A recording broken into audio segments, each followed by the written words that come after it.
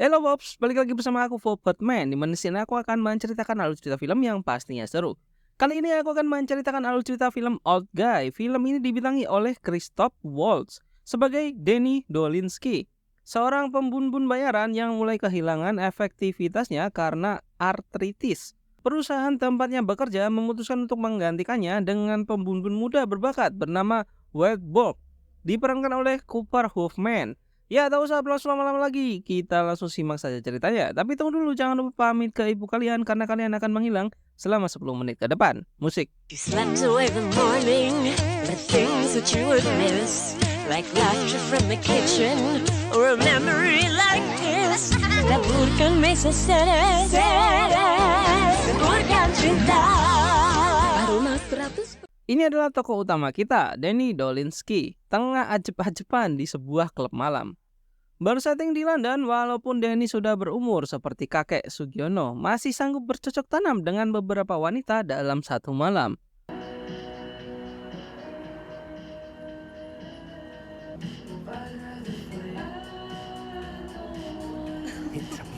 Karena pekerjaannya, Danny harus mengalami cedera di tangan kanannya. Peradangan sendi membuat tangan kanannya tidak seperti dulu lagi dan harus berhati-hati jika sedang bekerja.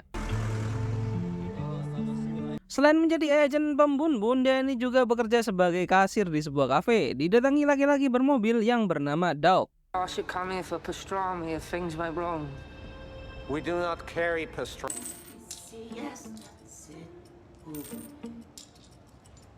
Meminta bantuan kepada Danny, menutup tokonya dan menyuruh Doug untuk masuk. Dia mendapatkan peluru di perutnya, meminta Danny untuk merawatnya. Danny yang tidak mempunyai peralatan menelpon rumah sakit untuk datang. Setelah menelpon, dokter akan datang beberapa saat lagi. Karena cederanya, Danny harus berhenti dari pekerjaannya dan mengistirahatkan waktunya selama 6 bulan. Maka dari itu dia menjadi karyawan toko biar nggak gabut. To answer your question, I told him you stand up, take responsibility. Yeah. Danny meminta Doug untuk melihat sebuah foto tentang pantai dan langsung menembaknya. Apa yang terjadi? Penasaran kan? Lanjut saja. Ambulan yang di-call Danny merupakan rekan kerjanya yang adalah tukang angkut sampah manusia, jasad maksudnya. Danny datang ke rumah Opals karena dia yang meminta. Bosnya yang mengatakan bahwa Danny sudah tidak bisa dipekerjakan lagi perihal usia dan akan merekrut agen-agen yang lebih muda. Sebenarnya bukan hanya itu, karena tangannya juga yang membuat dirinya diberhentikan. Namun bosnya menugaskan dia lagi untuk urusan yang berbeda. Bertemu dengan seseorang di sebuah tempat main bowling.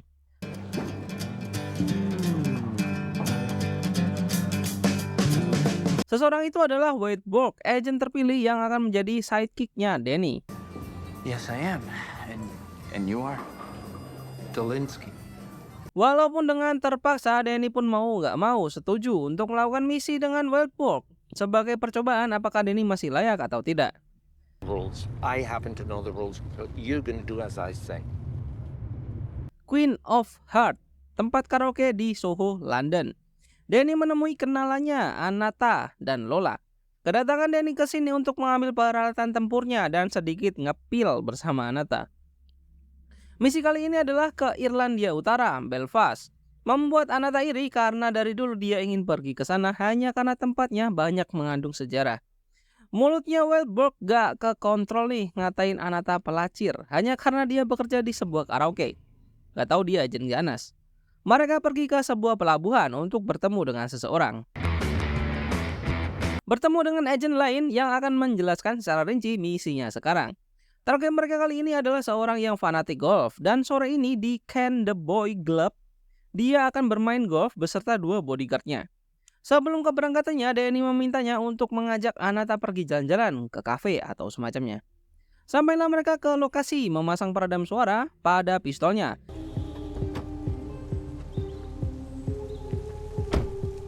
Danny yang ingin membuktikan bahwa dirinya masih bugar dan fit meminta Wildborg tetap stay di mobil. Karena Danny akan menghabisi targetnya sendiri tanpa bantuannya. Selama bekerja 30 tahun, Danny tidak pernah salah target dan menewaskan warga sipil tak bersalah. Only target yang berhasil dia tewaskan. Wildborg pun menurutinya dan tetap stay di mobil. Ketika bola golf yang melambung jauh Danny berlari mengambilnya, menaruhnya di dalam jangkauannya dan lebih mudah untuk membidik. Begitu planningnya. Target pun datang, Danny berpura-pura menjadi bapak-bapak pemain golf yang sedang cedera. Ketika target akan memukul bola, Danny langsung mengeluarkan senjatanya. Namun meleset, dia malah dilempar stick golf dan lari. Namun dengan cedera tangannya yang parah, tentu saja bidikan Danny selalu meleset.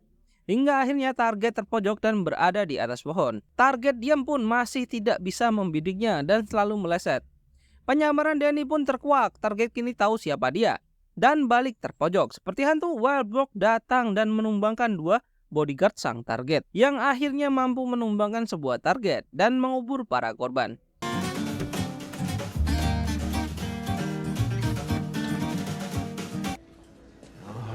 As requested. Thank you. Setelah kekacauan semua ini, Wildbrook akan menceritakan semuanya kepada Opals dan akan meminta untuk bekerja sendiri tanpa bantuan dari Danny. On my own. You know what I like to do? Merasa tidak terima mengatakan bahwa Wildbrook hanya beruntung saja dan adu debat. Di sini diceritakan bahwa Anata merupakan teman baik dari Danny dan nggak pernah tidur bareng ya, nggak seperti yang Wildbrook sangka. Meminta Anata untuk menyuruh Danny pensiun atau dia bisa saja terbun-bun di misi selanjutnya. Danny terus mengomel soal keberuntungan Wildbrook, namun Anata tidak menghiraukannya. Dia malah bercerita balik tentang dirinya yang akan berkencan nanti malam. Good morning, Anata. Danny dan Wildbrook pergi ke Drumbo Park Stadium untuk melihat lomba balap anjing. Namun tujuannya bukan itu, tapi untuk bertemu dengan Simon, agen lainnya, yang akan memandu mereka ke misi selanjutnya. Dipertemukanlah dengan William, klien mereka, mengeluarkan sebuah amplop yang berisi foto seseorang, Barbieri. Sepertinya seseorang yang dia kenal di masa lalu. Awalnya menolak, namun karena desakan dari Simon, Danny tak bisa berkutik. Ternyata orang yang mereka bun-bun sebelumnya di lapangan golf merupakan pewaris ketiga dari keluarga Barbieri. Sistem keamanan rumahnya sangat ketat, dan William memerintahkan agar mereka menggunakan jalur air. Target mereka sekarang, Barbieri, merupakan seorang yang sangat sadis dan tak kenal ampun. Orang yang mencoba menyerangnya pernah disiksa selama 3 hari dan dicincang. Akan hal itu, Danny tidak ingin mengambil pekerjaan ini awalnya. Namun karena desakan Simon, ya mau gimana lagi. Danny dan Wildbrook mulai sedikit akrab, bercerita tentang ayahnya yang mengajarinya cara untuk menembak dan memegang senjata. Anata datang dengan membawa pakaian yang akan mereka kenakan untuk pekerjaan kali ini. Setelah sampai di lokasi perahu yang akan mereka gunakan, masalah pun datang. Ternyata mereka tidak mendapatkan informasi tentang pasang surut air. Air yang akan mereka gunakan untuk sampai ke lokasi hilang dan kering, membuat mereka harus berjalan kaki. Wildbrook tidak meminum alkohol dan tidak ngobat, karena itu akan mengganggu sistem motoriknya. Namun kebalikan dengan Danny, meminum pil sebelum berangkat. Namun itu malah memicu ketika di lapangan golf sebelumnya. Jalan kaki beneran dong. You're the one talking. Seriously.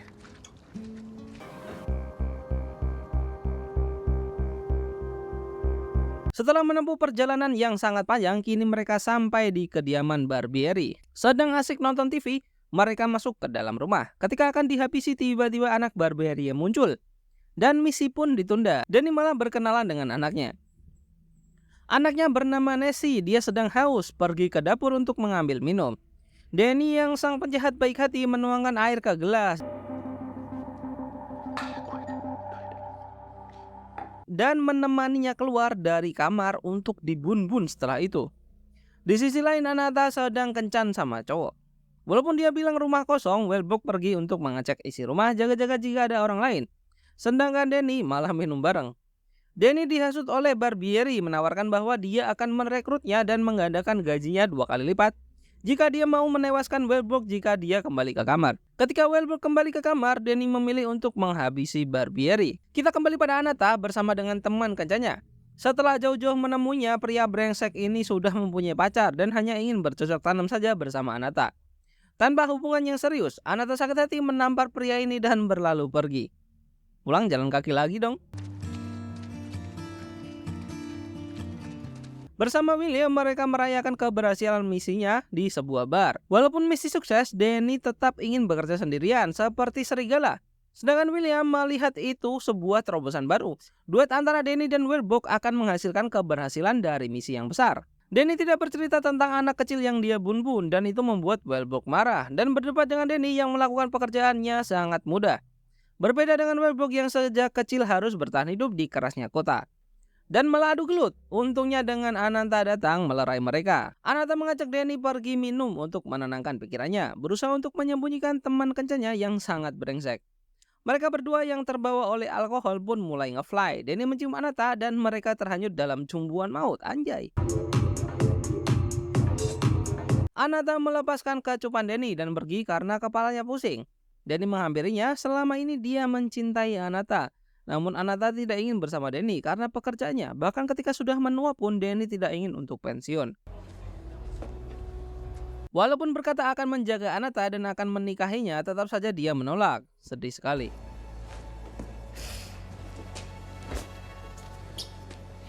Ketika mencari Ananta di klub, terdapat 3 pria yang menyeret Denny keluar bar.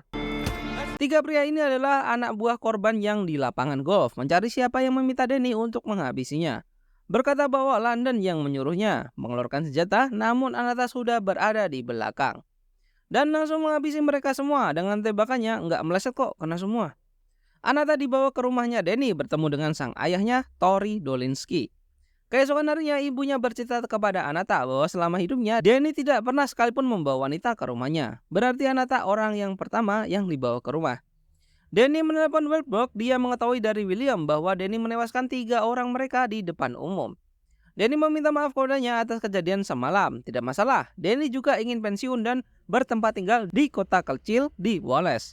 Namun misi terakhir pun datang. Simon menemukan keberadaan Jacek, bos terakhir yang kini mereka cari-cari.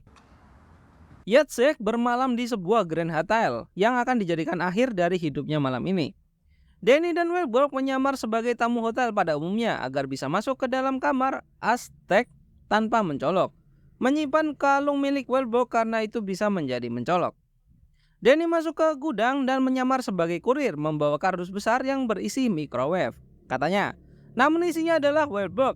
Petugas yang awalnya menolak karena merasa tidak memesan apa-apa, bahkan bulan lalu, dengan sogokan pil narkoboy, petugas pun mengizinkan paket itu masuk.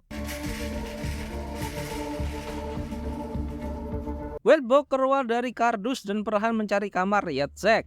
Sedangkan Denny berada di mobil van untuk menginstruksikan pergerakan dari Wellbrook. Setelah sampai di kamar, kartu yang dipakai Wellbrook error dan akses pun selalu ditolak. Namun itu hanya pancingan. Denny yang melihat ada yang aneh meminta Wellbrook untuk keluar dari gedung. Namun kartunya berhasil dan mendapatkan akses dan dia masuk ke dalam kamar. Menemukan seseorang yang di dalam kamar mandi. Namun itu hanya manekin. Dan dikejutkan dengan 2 orang yang menembak Wellbrook tepat di dadanya. Bukan film spy agent kalau nggak ada berkhianat. Simon berkhianat dan tujuannya adalah membinasakan Denny Dolinski. Namun salah sasaran karena yang masuk ke dalam gedung adalah Wellbrook.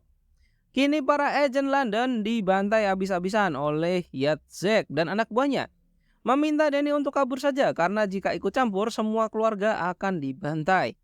Denny masih ingin menyelamatkan Wellbrook yang disandera oleh Simon. Denny bergegas pergi ke rumahnya untuk mengajak orang tuanya dan Ananta pergi. Namun anak buah Jacek beserta Simon sudah berada di depan rumahnya dan menghujani rumahnya dengan peluru. Dengan memakai tameng dari kursi besi, Denny dengan gagahnya menyerang balik Simon. Peluru Simon habis, Denny tidak ingin melewatkan momen tersebut dan langsung mendor-dor Simon hingga tewas. Denny membasrahkan kedua orang tuanya untuk dibawa pergi ke Wallace bersama Ananta. Sedangkan dirinya akan menjemput Wellbrook yang disandra oleh Jacek. Dengan membawa bensin, Denny berniat membakar bar milik Jacek. Berpesan pada bartender yang ada di sana, jika Wellbrook tidak dilepaskan, maka dia akan membakar semua bar milik Jacek. Karena merasa dia membutuhkan aksi, Denny pun membakar salah satu bar milik Jacek. Melihat bar yang terbakar hangus, Jacek pun datang dan tak ingin meloloskannya. Denny langsung bergegas mengejar mobilnya, menewaskan semua ajudannya, dan membawa Jacek untuk ditukar dengan Wellbrook. Di sebuah mall yang terbengkalai, lokasi yang dia pilih untuk penukaran. Meminta melepaskan Wellbrook, maka dia akan melepaskan Jacek. Namun anak buahnya malah menusuk Wellbrook di dadanya. Kini Denny sudah dikepung oleh anak buah Jacek di semua penjuru. Walaupun aksinya keren dan cerdik, tetap saja karena kalah orang Denny terpojok. Beberapa orang membidiknya dan hal tak terduga datang. Wilbur dengan sisa tenaganya menghabisi para Yatsek dan semua anak buahnya. Danny membawa Wilbur ke rumah sakit untuk pertolongan. Semua ini sudah berakhir, Wilbur selamat dari ajalnya. Danny pun bercocok tanam bersama Anata dan menikah, dan film pun selesai. Dan begitulah perjalanan seorang pria tua yang ternyata lebih tangguh dari yang terlihat. Membuktikan bahwa usia hanyalah angka ketika semangat dan tekad tetap membara. Semua kisah penuh aksi, humor, dan kejutan. Old Guy mengingatkan kita bahwa pahlawan bisa muncul dalam wujud yang tak terduga. Terima kasih buat kalian yang sudah menonton alur cerita film ini hingga selesai. Jangan lupa bahagia, jangan lupa subscribe, dan thank you.